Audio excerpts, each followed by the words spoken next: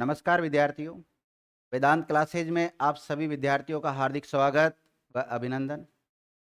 विद्यार्थियों, आज हम राजस्थान ज्योग्राफी में जो टॉपिक पढ़ने की तरफ जा रहे हैं उसका नाम होगा प्रतीक चिन्ह। क्या है? प्रतीक चिन्ह। हालांकि आपको स्पष्ट दिखाई भी दे रहा है कि हम कौन से टॉपिक के ऊपर चर्चा करने की तरफ जा रहे हैं। राजस्थान के प्रतीक चिन्ह। प्रतीक चिन्ह का मतलब यह है कि जैसे राजस्थान का राज्य पुष्प कौन सा है, वृक्ष कौन सा है, इसके अलावा पशु कौन सा है। पशु भी दो श्रेणी में है। वन्य जीव श्रेणी में तो अलग है, वन्य जीव श्रेणी में, और एक पालतू पालतू श्रेणी का अलग है।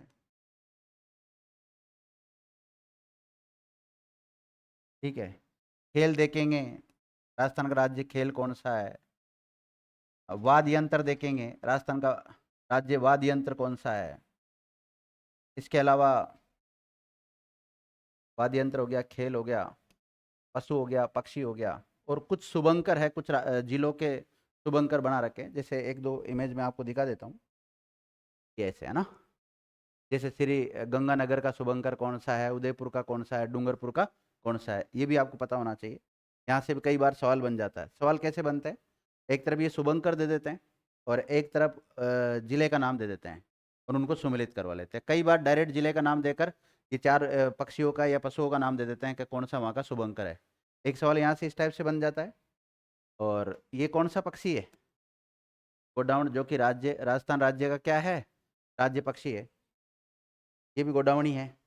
ये क्या है? हाँ? हिरण। चिंकारा है। राजस्थान राज्य का पशु कौन सा है? राज्य पशु ये चिंकारा ही है। ये क्या है? ऊंट। ये पालतू श्रेणी का राजस्थान का राज्य पशु है, ध्यान रखना। कटोरडी या वो कहते हैं। और कई जगह ऐसे दो कुबड़ वाले ऊंट भी देखने को मिलते हैं आपको। मंगोलिया साइड देखने को मिलेगा। विश्व का सबसे ठंडा मरुस्थल कौन सा है? मंगोलिया। ये क्या है? रोहिड़ा पुष्प। राजस्थान का राज्य पुष्प कौन सा है? रोहिड़ा है। ये क्या है? राजस्थान का राज्य वृक्ष कौन सा है? खेजड़ी है। राजस्थान का राज्य खेल कौन सा है? बास्केटबॉल है। राजस्थान का राज्य नृत्य कौन सा है? घूमर है। गीत कौन सा है राजस्थान का? और शास्त्रीय नृत्य कथक है। ये कथक नृत्य कर रही है। और राजस्थान का राज्य कवि सूर्यमल मिश्रण। और राजस्थान का राज्य वाद्य यंत्र अलगोजा। और राजस्थान की राजधानी जयपुर। ठीक है। तो कुछ बेसिक बातें हैं, बहुत सरल होता है, यहाँ से सवाल भी बनते हैं हमेशा। फिर कई बार एग्जाम में आप देखते हो कि एग्जामिनर ने क्या सवाल पूछा है, राजस्थान का राज्य वृक्ष कौन सा है? खेजड़ी। 1% तो आता ही नहीं ऐसा। तो इन प्रतीक चिन्ह से एक क्वेश्चन आता है। और अपने को ये लगता है क्या एग्जामिनर है, आईएएस का एग्जाम या आरएस के एग्जाम में भी ऐसे सवाल देखने को आपको मिल जाते हैं। तो ऐसे बड़े बड़े एग्जाम में देखने को मिलता है, तो हम सोचते हैं आरएस का पेपर कितना सरल होता है। वो एक दो क्वेश्चन ही होते हैं ऐसे, बाकी सारे कठिन होते हैं।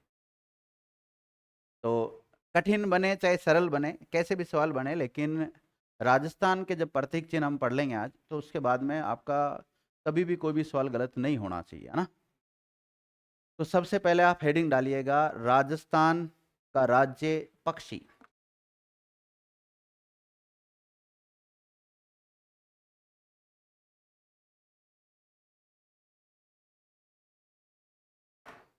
राजस्थान का राज्य पक्षी।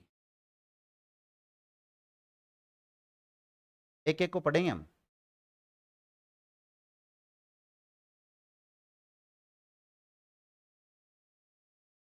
कौन सा है? गोडावण। गोडावण। गोडावण। अब ये लाइन तो सबको पता है, लेकिन अब यहां पर हम पढ़ेंगे इसके अंदर की जो बातें हैं वो। ठीक है। देखो, ये पक्षी आपको हाइट में कितना दिखाई दे रहा है? इसकी हाइट कितनी होती है? आपसे पूछा जाए राजस्थान का राज्य पक्षी गोडावण की हाइट सामान्यतः कितनी होती है? क्या 1.5-2 फीट? नहीं, 4 फीट तक इसकी हाइट होती है। कितनी होती है? 4 फीट। तो लिखो ऊंचाई, इस पक्षी की ऊंचाई लिख लीजिए आप।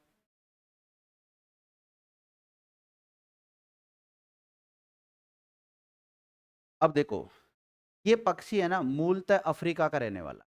कहाँ का रहने वाला है? तो लिखिएगा, यह पक्षी मूलतः अफ्रीका,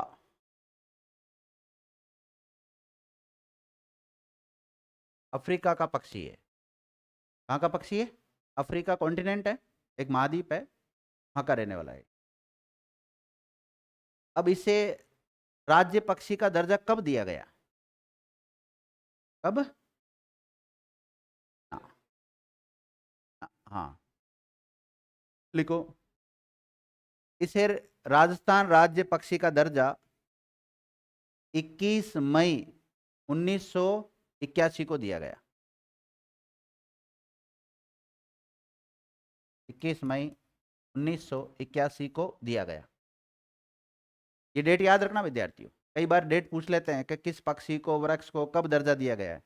हटू हटना क्या बहन जी, बोल दिया ना मैंने 21 मई 1981। सुनाई नहीं दिया?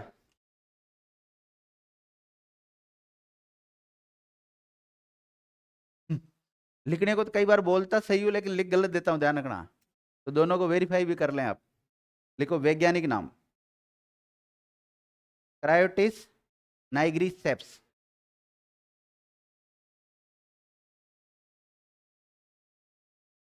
आपसे पूछा जाए गोडावण का वैज्ञानिक नाम कौन सा होता है?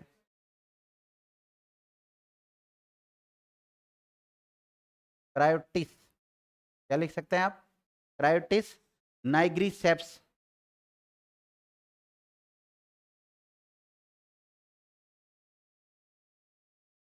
अब देखो, आप नॉर्मल कोई एग्जाम दे रहे हैं तब तो ये पूछ लिया जाएगा राजस्थान का राज्य पक्षी कौन सा है, गोडावण। लेकिन थोड़ा अच्छा लेवल का अगर आप एग्जाम देते हैं तो उसमें क्या पूछा जाएगा? इसका वैज्ञानिक नाम क्या है? वैज्ञानिक नाम। तो गोडावण का वैज्ञानिक नाम क्या है? क्राइटिस नाइग्रीसेप्स। याद रख लोगे? देखो, एक और मिलता है इसका वैज्ञानिक नाम, दो मिलते हैं। ऑर्डे ओटिस, ऑर्डे ओटिस नाइग्रीसेप्स। और दोनों आ जाए तो आप इसको करना। लेकिन कभी बाई चांस वो नहीं आया यार, ये वाला भी मिल जाए ना आपको, ये भी राइट है, ध्यान रखना।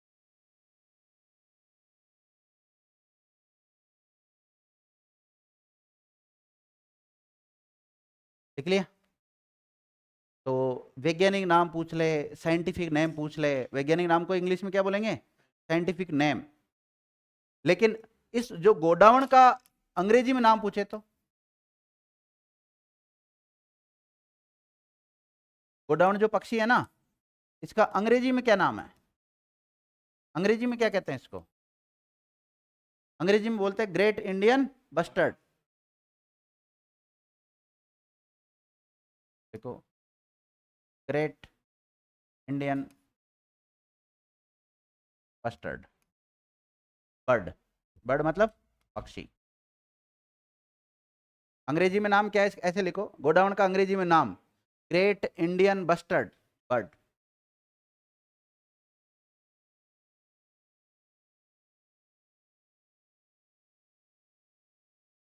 लिख लिया?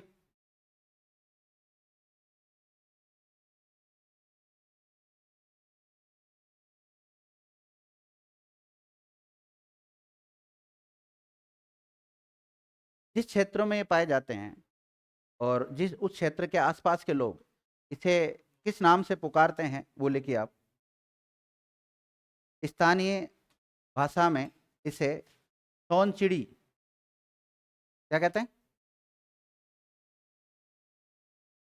सोहन चिड़ी भी कहते हैं। क्या कहते हैं? अरे तो रुक तो जाओ, एक बार मुझे पढ़ाने तो दो, अभी तो मैंने पढ़ाया नहीं। जब इसको मैं एक बार कंप्लीट पढ़ा दूं गोडावण को, और उसके बाद में अगर आपका कोई भी क्वेश्चन हो तो आप पूछ लेना। अगर कोई फैक्ट बच जाता है उसको लिखा देंगे हम, क्या दिक्कत है। पर एक बार मेरे पास जो फैक्ट है ना उसको लिख लो आप। स्थानीय नाम कौन सा हो गया इसका? सोन चिड़ी हो गया। और शर्मिला पक्षी भी कहते हैं, क्या कहते हैं? शर्मिला पक्षी। लिख लिया? लिखो। हाडोती क्षेत्र में इसे माल मोरडी कहते हैं, ठीक है। हाडोती क्षेत्र में इसे माल मोरडी भी कहते हैं।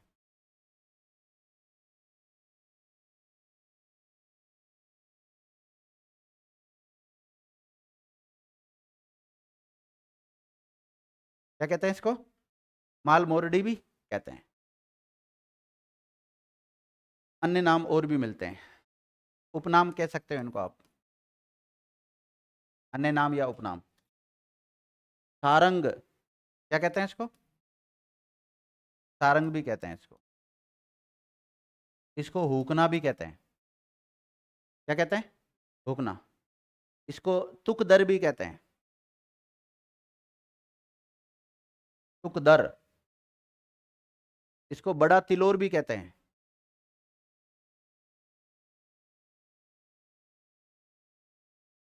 बड़ा तिलोर। देखो इसे गुदनमेर भी कहते हैं। तो आपसे कभी कह दे कि राजस्थान का राज्य पक्षी कौन सा है, और उसमें गुदनमेर आ जाए तो आप तो करोगे नहीं। और गोडाउन है साहब, और गोडाउन विकल्प में ना हो तो आ सकता है ना कोई सा दूसरा भी। हालांकि जो राज्य पक्षी का दर्जा दिया है उसको गोडाउन नाम से दिया है, लेकिन इसके अन्य नाम भी दे सकता है। आजकल एग्जामिनर है, उसको आप चैलेंज नहीं कर सकते हो कि आपने इसका दूसरा नाम कैसे दे दिया। भाई वो कह देगा उपनाम तो है भाई इसके, स्थानीय नाम तो है। अंग्रेजी में ग्रेट इंडियन बस्टर्ड कहते हैं इसको। लिख लिया? गुराइन भी कहते हैं इसको। गुराइन। गुराइन। इसको गगनबेरी भी कहते हैं। गगनबेरी। गगनबेरी भी कहते हैं।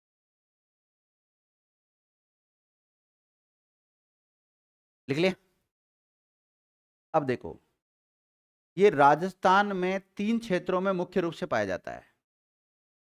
एक तो बारां में पाया जाता है, एक अजमेर में पाया जाता है, और एक जैसलमेर बाड़मेर में पाया जाता है।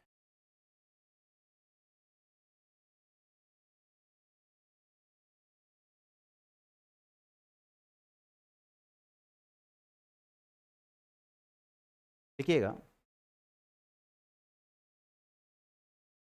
गोडाउन राजस्थान में मुख्य रूप से 3 क्षेत्रों में पाया जाता है। 3 क्षेत्रों में पाया जाता है। 3 क्षेत्रों में पाया जाता है।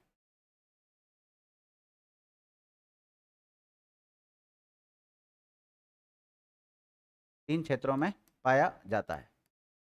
पहला, सोरसन बारा। सोरसन कहाँ पड़ता है? सोरसन बारा में। दूसरा, टोकलिया।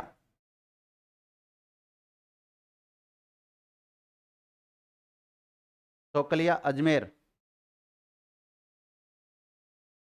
और तीसरा,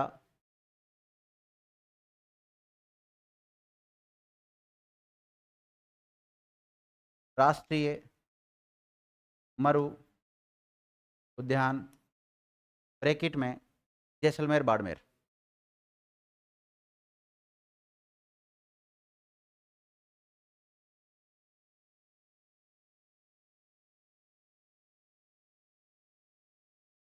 देखो,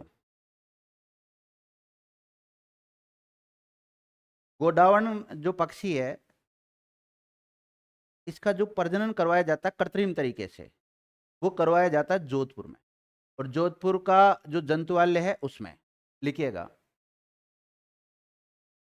जोधपुर जंतुवालय में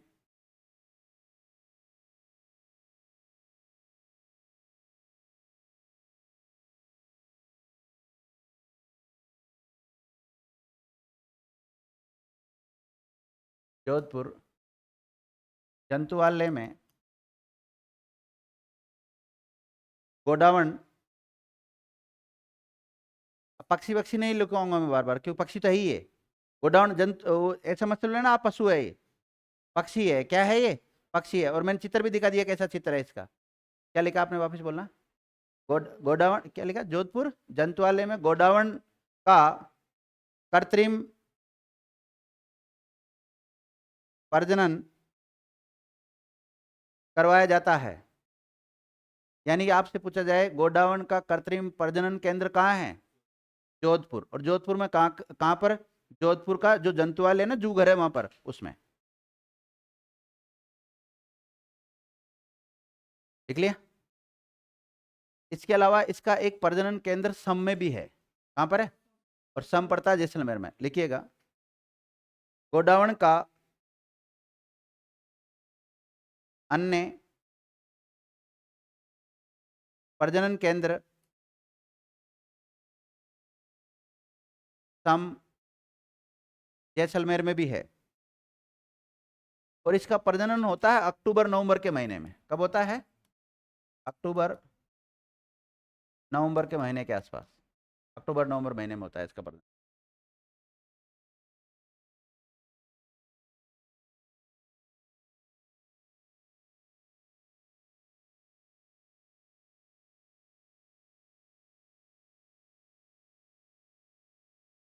देख लिया। देखो, गोडावण पक्षी का ऊपरी भाग पीला होता है। कैसा होता है? पीला। तथा सिर का ऊपरी भाग, देखो ये वाला, सिर का ऊपरी भाग नीला होता है। कैसा होता है? देखो ये तो कैसा है, यहां से कैसा दिखाई दे रहा है आपको? ये पीला दिखाई दे रहा है। और यहां पर कैसे दिखाई देता है? नीला।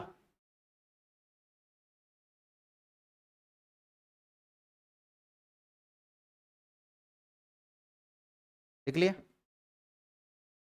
इसके प्रिय भोजन लिखो आप। किसका? गोडावण का प्रिय भोजन। भाई क्या खाता है वो तो पता होना चाहिए। हमारे राजस्थान का राज्य पक्षी है, तो उसका खाना तो पता होना चाहिए ना। वो खाता है विद्यार्थियों, एक तो मूंगफली, मूंगफली। क्या खाता है? कभी मिल जाए आपको तो क्या खिलाओगे उसको? मूंगफली खिलानी है एक तो। और मूंगफली अगर आपके पास ना हो तो तारा मीरा खिला देना। तारा मीरा नहीं जानते हो? फसल है एक, सरसों जैसी होती है ना, तेल भी निकलते हैं इससे, तारा मीरा से। एक तेली फसल है।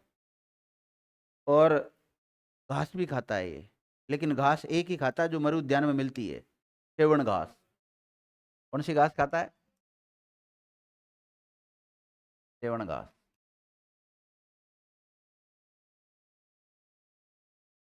अब देखो, ये सेवण घास मुख्य रूप से कहाँ पाई जाती है?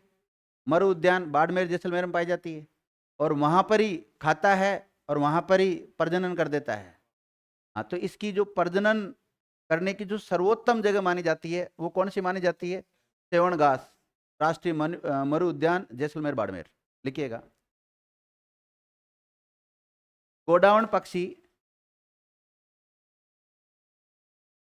सेवण घास में ही, नोट डाल के लिखना था इसको, गोडावण सेवण घास में ही अपने अंडे देता है। इसलिए सेवण घास को ही गोडावण की प्रजनन स्थली भी कहा जाता है।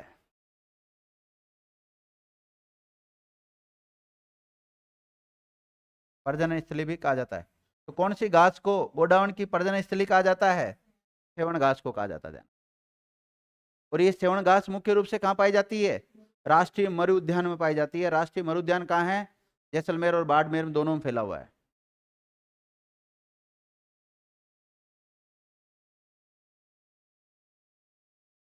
अब देखो, कभी आपने शुतुरमुर्ग देखा? शुतुरमुर्ग का अंडा सबसे बड़ा अंडा होता है, ठीक है। तो इसकी आकृति ऐसा नहीं लगता जैसे शुतुरमुर्ग जैसी हो? देखिएगा, गोडावण शुतुरमुर्ग की भांति दिखाई देता है।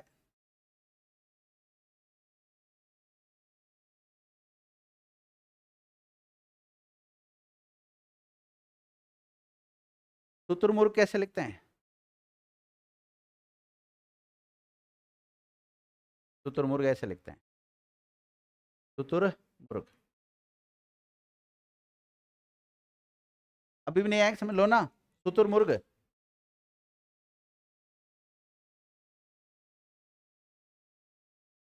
अब देखिए, इस पक्षी को ही राज्य पक्षी क्यों बनाया गया होगा?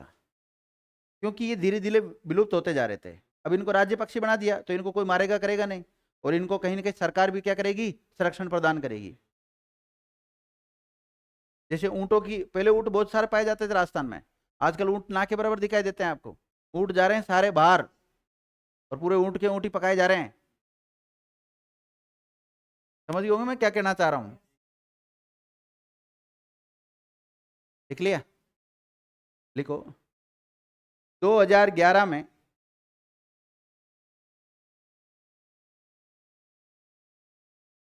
2011 में IUCN 2011 में IUCN की रेड डाटा लिस्ट में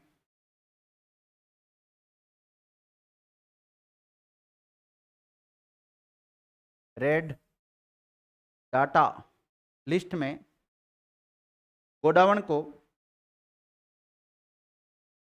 गंभीर रूप से संकटग्रस्त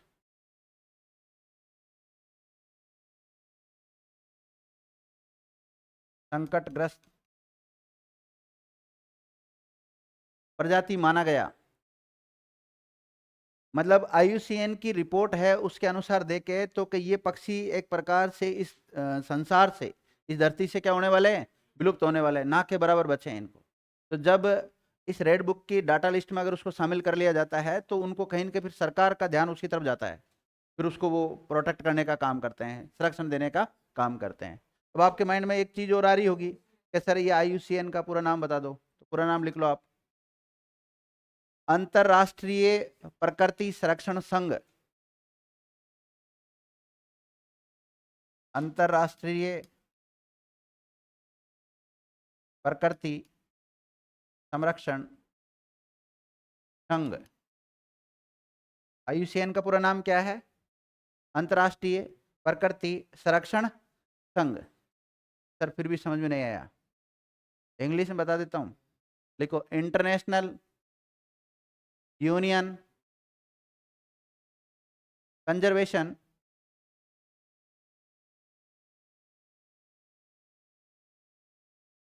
कंजर्वेशन ऑफ नेचर।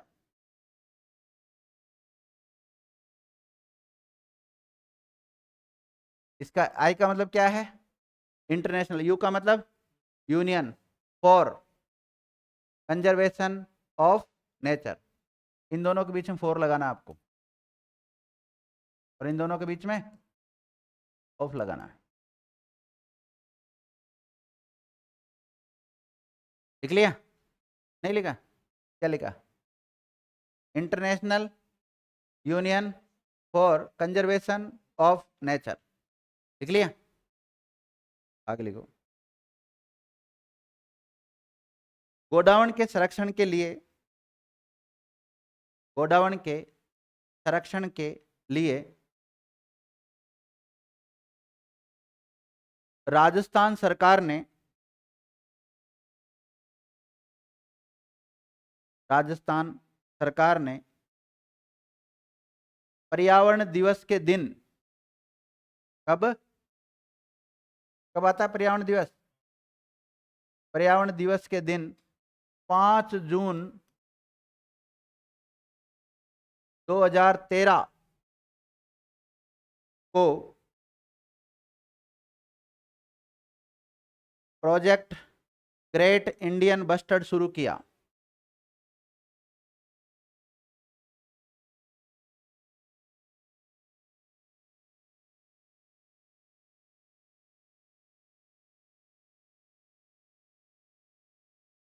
तो आपसे पूछा जाए प्रोजेक्ट ग्रेट इंडियन बस्टर्ड का संबंध कौन से पक्षी से है? गोडाउन से है, उसके संरक्षण से, ध्यान रखना। तो राज्य सरकार के द्वारा इसे कब शुरू किया था? 5 जून 2013 को। और 5 जून को ही कौन सा दिवस मनाया जाता है? और इसकी शुरुआत कहां से की थी? भाई जब कोई प्रोजेक्ट चलाते हैं, कोई कार्यक्रम चलाते हैं, तो इस कार्यक्रम की जो शुरुआत हुई है वो मरु राष्ट्रीय उद्यान से हुई है। कहां से हुई है? मरु राष्ट्रीय उद्यान से हुई है। क्यों की गई वहां से? क्योंकि ये कहाँ पाए जाते हैं? राष्ट्रीय मरु उद्यान जैसलमेर में पाए जाते हैं मुख्य रूप से। तो जैसलमेर बाड़मेर। तो लिखो इस प्रोजेक्ट की शुरुआत मरु राष्ट्रीय उद्यान से हुई थी।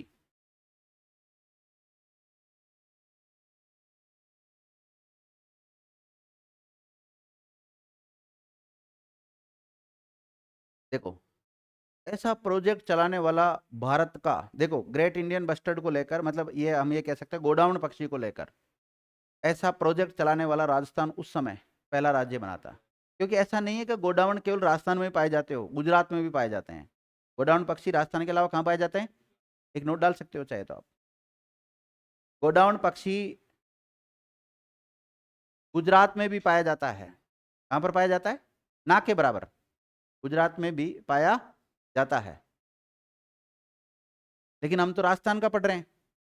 तो राजस्थान में कहाँ पाया जाता है? 3 जगह पाया जाता है, अजमेर में, और सोरसेन 12, और साकलिया सोकलिया है। सोकलिया है, सोकलिया पड़ता है सरवाड़ के इधर आसपास में पड़ता है। मैंने प्रॉपर देखा तो नहीं, लेकिन वो बोर्ड जरूर देखा था, रोड पे जाते हैं तो सोकलिया लिखा हुआ रहता है उस पर। फिर कोई बात नहीं, छोटी मोटी त्रुटियां सोकलिया की जगह साकलिया भी आ जाएगा तो कोई फर्क नहीं पड़ता उसमें। जीके में सब चलता है। लिख लिया? क्या लिखा आपने? हाँ, ये तो नोट डाल के बीच में लिखना था। अब देखो हम कौन से प्रोजेक्ट की बात कर रहे हैं? Project great Indian bustard. Rajasthan सरकार के द्वारा इसे 5 जून 2013 को प्रारंभ किया। और कहां से शुरू किया इसको? राष्ट्रीय मरु उद्यान जैसलमेर बाड़मेर से इसकी शुरुआत की गई। और ऐसा करने वाला राजस्थान पहला राज्य बना था उस समय। ये बात तो लिख ली थी आपने? लिखी थी क्या?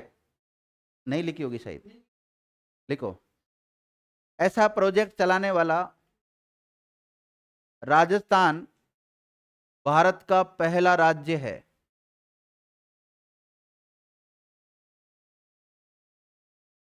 अब जब कोई डे मनाते हैं या फिर कोई प्रोजेक्ट लेके आते हैं या कोई ऑपरेशन चलाते हैं तो उसका कहीं ना कहीं थीम भी रखते हैं। ध्येय वाक्य होता है एक प्रकार से। तो ये जो इसकी थीम क्या रखी गई थी उस समय प्रोजेक्ट ग्रेट इंडियन बस्टर्ड जो चलाया गया था, इसकी थीम क्या रखी थी? मेरी उड़ान रोकी न जाए। लिखिएगा। देखो इस प्रोजेक्ट की थीम मेरी उड़ान न रोकी जाए। मेरी उड़ान न रोकी जाए, ये इसकी थीम थी विद्यार्थी। मेरी उड़ान न रोकी जाए। लिख लिया? उड़ान में डैक के नीचे हलंत लगा लेना। चलंत क्या वो आता ना, नुक्ता चिन्ह जिसको।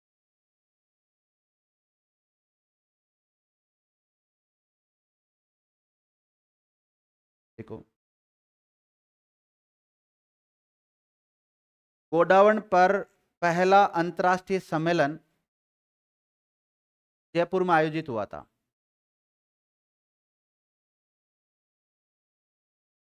गोडावण पर पहला अंतर्राष्ट्रीय सम्मेलन, अंतर्राष्ट्रीय मतलब है दुनिया भर के लोग आए थे उसमें। गोडाउन पर प्रथम अंतर्राष्ट्रीय सम्मेलन कहाँ आयोजित हुआ बताओ? जयपुर में। और कब हुआ था? 1980 में। 1980 में। जब इंटरनेशनल लेवल का कोई समिट हो रहा है तो उसमें कहीं ना कहीं इसको प्रोटेक्ट करने का काम किया जाएगा। आपको पता है गोडाउन के ऊपर डाक टिकट भी जारी हो चुका है।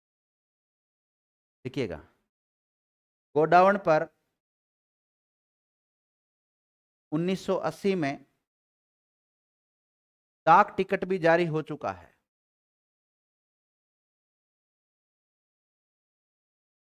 डाक टिकट भी जारी हो चुका है। 2.50 पैसे का।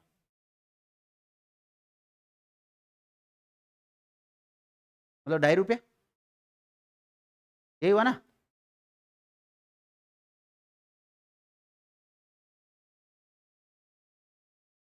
अब देखो, इन पशु पक्षियों को संरक्षण देने के लिए कुछ शुभंकर भी बनाए गए हैं। ठीक है, बनाए गए ना। शुभंकर तो अलग से पढ़ेंगे हम, शुभंकर और प्रतीक दोनों पढ़ेंगे। अभी तो हम प्रतीक चिन्ह पढ़ रहे हैं सबसे पहले तो। अब देखो,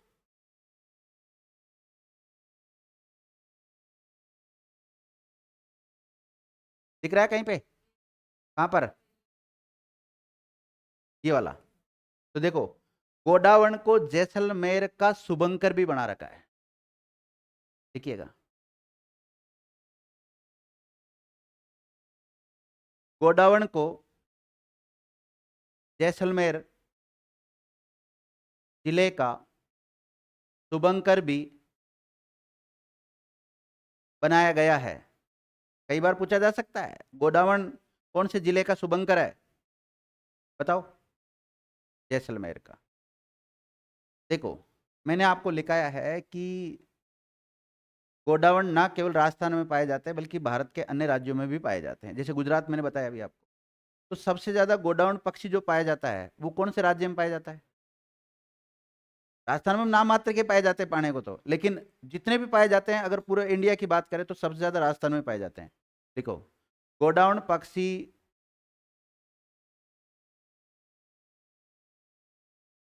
सर्वाधिक मात्रा में राजस्थान में पाए जाते हैं।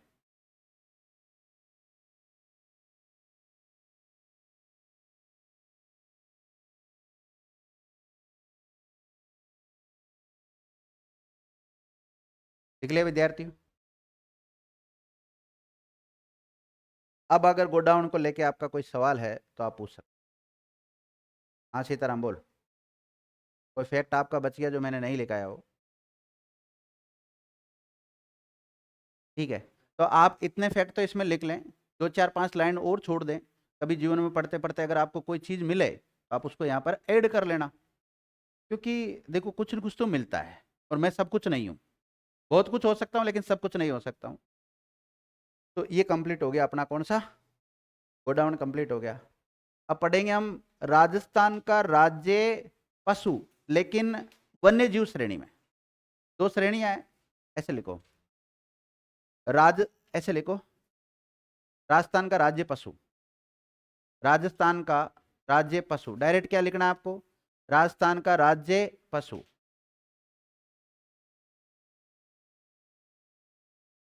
दो। कितने हैं? दो। पहला चिंकारा, दूसरा ऊंट। पहला कौन सा है? चिंकारा।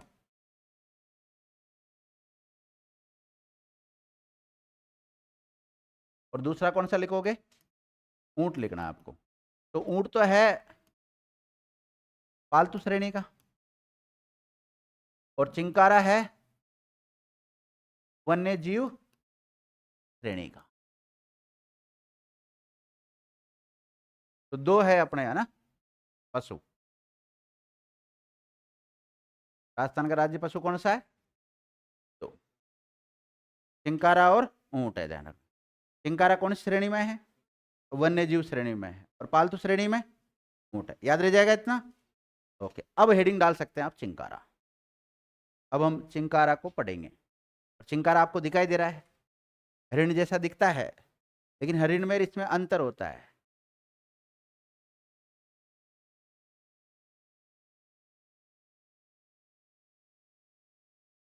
कितना प्यारा पशु है ना।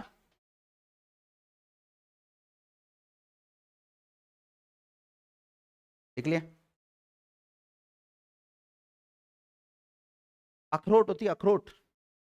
अखरोट का जैसा कलर होता है ना, वैसा कलर इसका होता है, भूरा जैसा है ना। अखरोट ऐसी तो होती है। खाई नहीं क्या अखरोट कभी? लिखो। चिंकारा लिख लिया। लिखो, ये अखरोटी कौन से रंग का होता है? अखरोटी ब्रैकेट में हल्का भूरा, कैसा होता है? हल्का भूरा रंग का एक सुंदर जानवर है। सुंदर है कि नहीं है?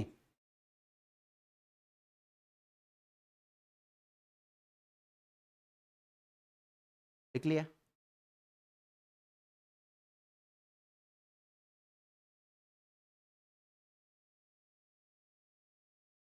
देखो, 22 मई 1981 को इसे राज्य पशु का दर्जा दिया गया।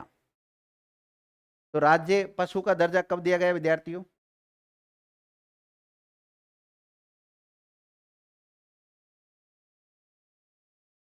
स्नेहा। राजस्थान का राज्य जो पक्षी है उसका नाम क्या है? गोडाउन का साइंटिफिक नेम क्या है? क्राइटिस नाइग्रिसेप्स। इसी प्रकार चिंकारा का भी वैज्ञानिक नाम पूछा जा सकता है, पूछा जा सकता है ना। साइंटिफिक नेम गजेला, गजेला क्या है? गजेला, गजेला। तो लिखो वैज्ञानिक नाम।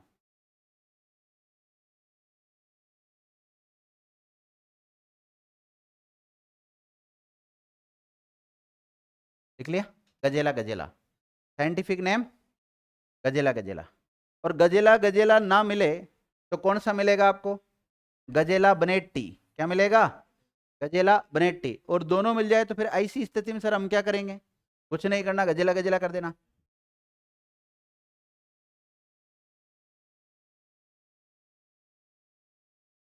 देखो, जो साइंस के स्टूडेंट है वो समझते हैं कि सब जान जो भी जानवर होते हैं उनकी सबकी अलग अलग प्रजाति होती है, फिर उनमें अलग अलग वर्ग विभाजित किए हुए रहते हैं।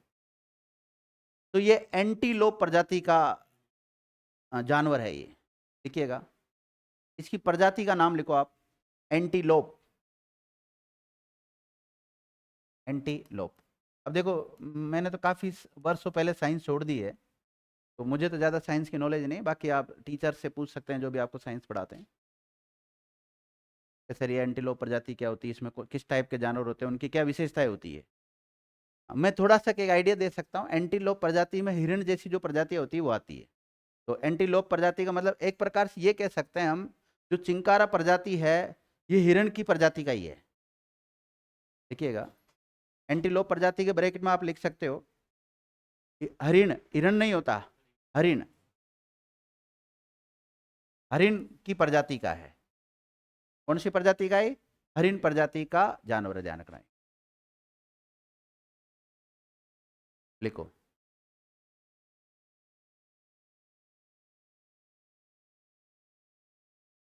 इसे छोटा हरिण भी कहते हैं, हिरण का छोटा रूप है ये। हाँ, अन्य नाम लिख सकते हो आप इसका, उपनाम भी लिख सकते हो, अन्य नाम या उपनाम। छोटा हिरण भी कहते हैं इसको, क्या कहते हैं? लिखो, इसे छोटा हरिण भी कहते हैं, छोटा हरिण भी कहते हैं। देखो विद्यार्थियों, आपसे पूछा जाए नाहरगढ़ अभ्यारण्य कहाँ है? जयपुर में। नाहरगढ़ का किला भी कहाँ है? जयपुर में। तो जयपुर का जो नाहरगढ़ अभ्यारण्य है ना, वो इसके लिए प्रसिद्ध है। जैसे गोडाउन, कहाँ गोडाउन के लिए प्रसिद्ध अभ्यारण्य कौन सा है? राष्ट्रीय मरु उद्यान। इसी प्रकार चिंकारा के लिए जो प्रसिद्ध अभ्यारण्य है वो कौन सा है? नाहरगढ़ अभ्यारण्य। लिखिएगा, चिंकारे के लिए सबसे प्रसिद्ध अभ्यारण्य सबसे प्रसिद्ध अभ्यारण्य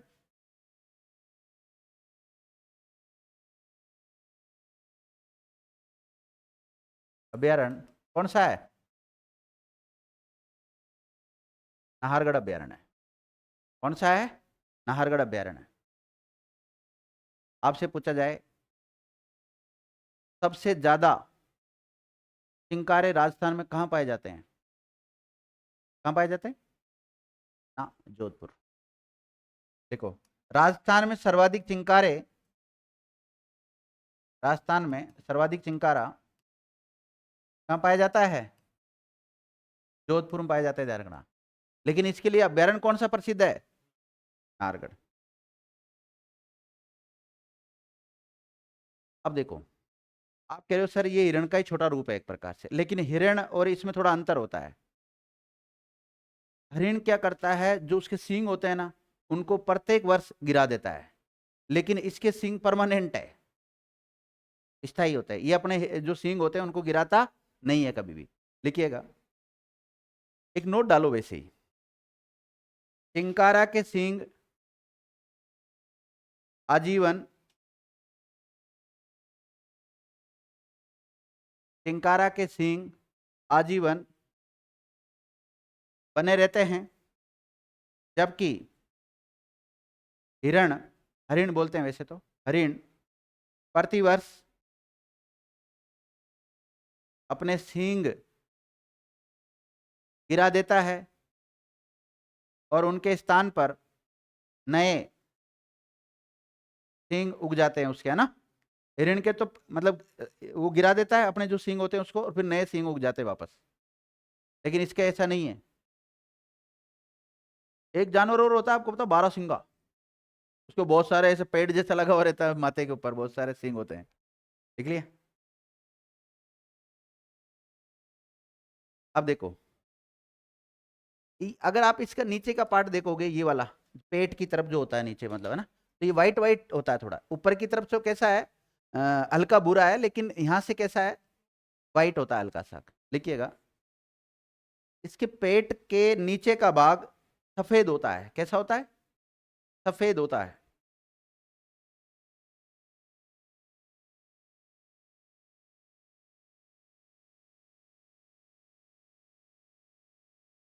लिख लिया।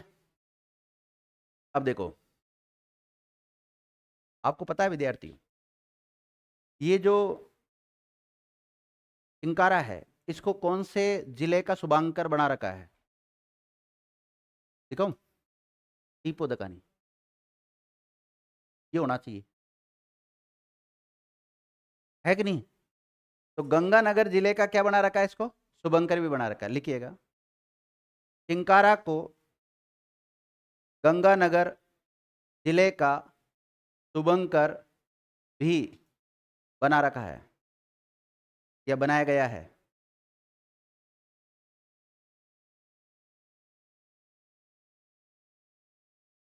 अब देखो, राजस्थान में दो ही प्रसिद्ध है। एक तो चिंकारा पशु, जो कि राज्य पशु है वन्य जीव श्रेणी में, और एक चिंकारा नाम का वाद्य यंत्र भी आता है। अब मेरा सवाल यह है, मैंने खुद ने कह दिया चिंकारा एक वाद्य यंत्र होता है, लेकिन वाद्य यंत्र अलग अलग टाइप के होते हैं। कोई तो फूंक मार के बजाते हैं जिनको सुशिर कहते हैं, किसी को टन टन बजाते हैं जिनको घन वाद्य यंत्र कहते हैं, और कोई तारों से बजते हैं तो तत्वाद यंत्र कहते हैं। तो चिंकारा एक तत्वाद यंत्र है। लिखो नोट, राजस्थान में, ये राजस्थान लिखना कोई जरूर नहीं है, चिंकारा नामक एक वाद्य यंत्र भी होता है। चिंकारा नामक एक वाद्य यंत्र भी है। और चिंकारा कौन सा वाद्य यंत्र है? तत्वाद यंत्र है। अब जरूर नहीं है वाद्य यंत्र तो मैं कब पढ़ाऊंगा, लेकिन यहां आ गया तो सवाल आपके एग्जाम में आ सकता है। और ये देखा होगा आप लोगों ने कि हम जो पढ़ाते हैं उसमें से कोई सवाल नहीं आते, लेकिन जो टॉपिक चल रहा है उसमें से तो कोई गारंटी नहीं सवाल आएगा, लेकिन जो दूसरे फैक्ट की चर्चा करते हैं वहां से सवाल आता ही आता है। तो देख लेना आप अपने हिसाब से, ठीक है।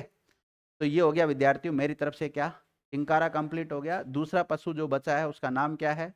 ऊंट। और आज तो मुझे नहीं लग रहा कि समय इजाजत दे रहा है, ठीक है। तो आज ऊंट नहीं हो सकता। आज केवल हमने गोडाउन के बारे में पढ़ा और चिंकारा के बारे में पढ़ा। आज की क्लास यहीं ओप होती है। धन्यवाद विद्यार्थी।